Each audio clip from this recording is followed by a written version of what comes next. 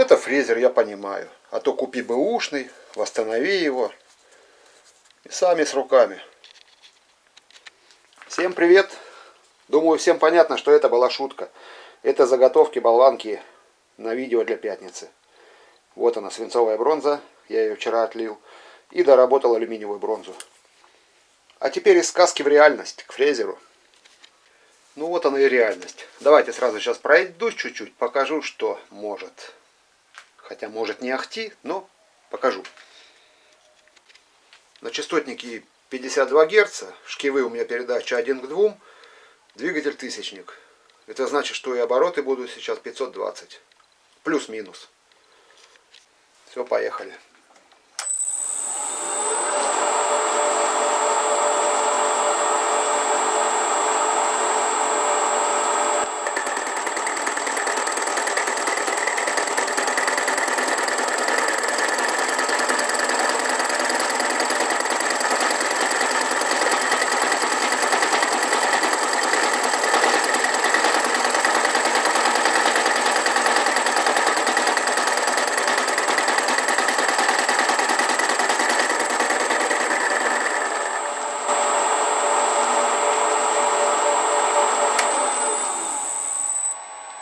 Ну вот примерно так. Пока это выглядит. Сейчас опущу пониже, как раз расскажу, как я это делаю. Никогда бы не подумал, что такое возможно. Неделю назад, в прошлом видео про фрезер, я сказал, что у меня гавкнула дрель. Редуктор рассыпался. Так вот, в комментариях обнаружился человек, который, ну он часто, мы с ним уже давно переписываемся, Федор из Питера. Меньше чем за неделю у меня появилась новая дрель. Советская дрель, по которой видно, что жизнь ее баловала. Она не царапанная, у нее еще родной шнур. Вилка даже советская, не евро. Нигде не лопнувший кабель. Даже вот эта оплетка резиновая, все целое. То есть дрелка, можно сказать, новая. Все работает, все отлично. Плюс к этому еще 4 центровочных сверла.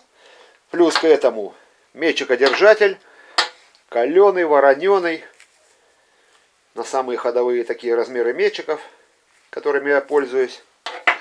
И плюс еще жене моей подарок. Флешка на 32 гигабайта. Федь, дружище, спасибо тебе большое за то, что ты такой отзывчивый и такой быстрый. Ты там писал мельком, что у нас в Ростовской области тетка у тебя живет, и ты к ней катаешься в отпуск. Так вот, если ты мимоходом заедешь ко мне в гости, приму как родного. Прямо вот при всех говорю. Вдруг будет не так, можешь потом расписать в Ютубе, как я тебя принял. Спасибо тебе, дружище, еще раз. Удачи тебе во всем. Для опускания, ну, наверное, больше объясню новым зрителям. Есть вот эта вот шпилька, 16-я. Она идет насквозь через всю малую продольную. В малой продольной вместо родной гайки стоит точно такая же гайка с резьбой на 16. То есть шпилька идет через гайку в ответной части. И с двух сторон гайки. Здесь гайка и здесь гайка. То есть опуская или поднимая, ну, здесь, например, откручиваю сейчас гайку, сверху закручиваю. Вся голова опускается вниз. И также наоборот, здесь закручиваю, сверху откручиваю, голова поднимается вверх. Ну и в работе фрезером вообще стопорю шестым болтом. Потом о нем еще поговорю. Расскажу кое-что. Вот, и сейчас вот я прошелся первый проход. И теперь снизу отпускаю гайку, а сверху, ну, шаг 2 миллиметра. Поэтому получается, если на 6 частей гайка поделенная, где 0,3 с половиной, наверное, будет. 3,5 десятки, если на одну грань крутить. Но это, конечно, не точно. Нужно с Алиэкспресса теперь хотя бы пластмассовый штангель-циркуль цифровой выписать, чтобы его где-то здесь закрепить. И хотя бы можно будет, возможно, можно будет десятки ловить, не знаю. Пока что у меня азарт на него потух, я вот сейчас показываю. Я, наверное, видео назову, что финал это. Показываю, как сейчас есть, и пока я с ним подзатухну. Потому что без азарта его делать, это гиблое дело. Ляпаешь, тяп-ляп, нужен азарт на него. Вот, немного еще отпустил. Сейчас пройдемся еще раз. Те же 500 оборотов, 520.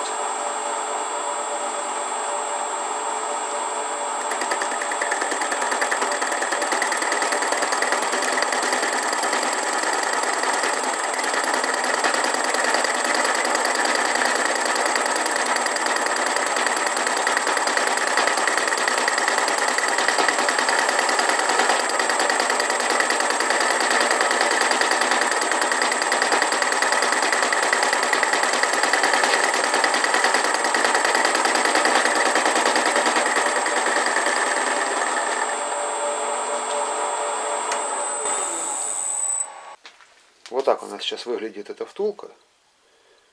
Хотя она мне ни о чем не говорит, потому что фрезеровщик я никакой. Иногда баловался только на токарном с фрезерной приставкой. Ну еще и не выставлена голова толком. Право-лево вот это не выставлял. Единственное, что я выставил, крестовой стол. И все.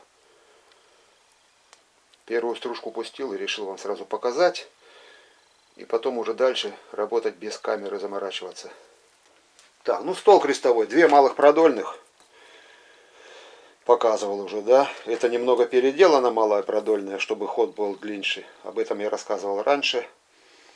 Единственное, что я здесь вот этой же фрезой, 50-й, профрезеровал поверхность вот этого вот малой продольной. То есть сбил ее полностью, чтобы плоскость была одна, для вот этой вот плиты с Т-пазами. Плита 120 на 130. Поспрашивал у друзей, в интернете у вас там спрашивал у друзей, ни у кого нет.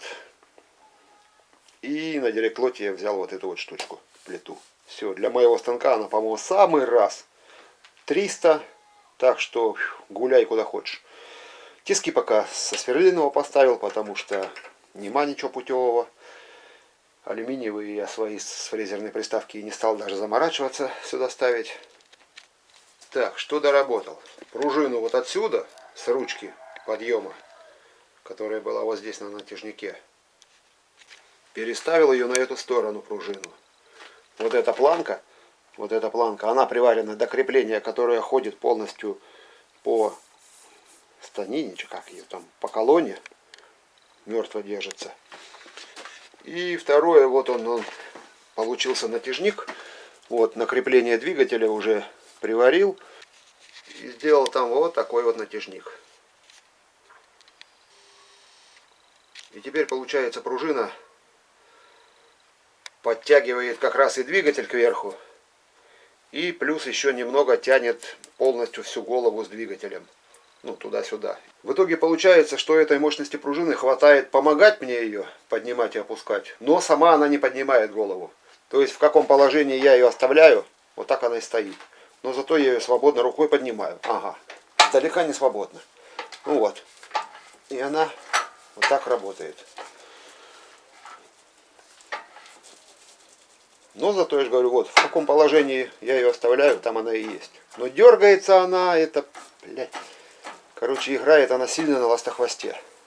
И во время фрезеровки вот проверял, где вибрация есть. То есть вот здесь вот на ластохвостах везде прикладывал палец во время фрезерования. Здесь жестко. На этой тоже малой продольной жестко. Единственное, где болтается, это вот здесь. Вот здесь вот она. Ну, короче, где она болтается, там она и болтается, блин. Даже когда я зажимаю этим винтом. Вот этот вот винтик, 6-й зажим, он слабоват для того, чтобы полностью ее прижать.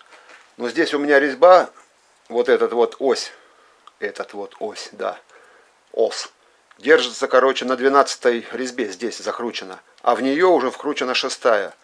И поэтому что я хочу? Я хочу сделать, чтобы ручка поднимала не сбоку всю эту конструкцию, а сверху. Вот здесь планку уже прикрутил. Надо будет теперь втулку сюда наварить, какую-то стальную сделать. На эту вал. Ну, доделать, короче, рычаг, чтобы тянул сверху. А вот как раз вместо этой оси поставить уже 12-й какой-то стопор. Чтобы 12-м затягивать, возможно, будет лучше. Потому что ластохвост здесь убитый, ну полностью убитый. И вот как раз вот здесь вот, на этом сочленении, оно играет во время фрезеровки. Только здесь. На крестовом столе все жестко. А вот здесь играет.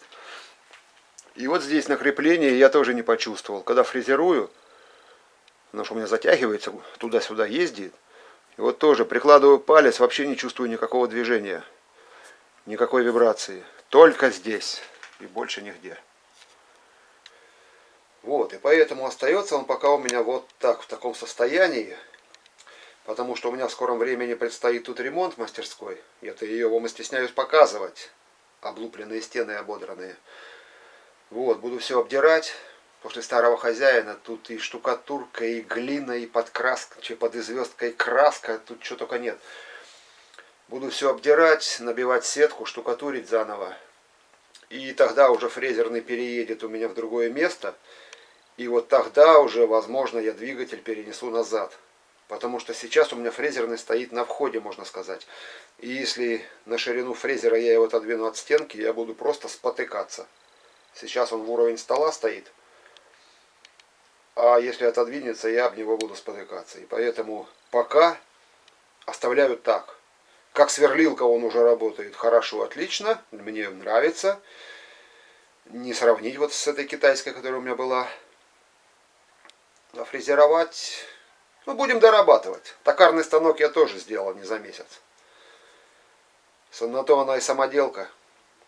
В чем ее отличие от заводского? То, что ее постоянно можно что-то пилить, крутить, прикручивать к ней, приваривать, отваривать. Давайте, жду вас в пятницу. В пятницу будет свинцовая бронза. И давайте, удачи, здоровья, не болеть, не грустить. Тут погода такая, вон, дожди. Моя любимая погода, если честно. Все, всем удачи.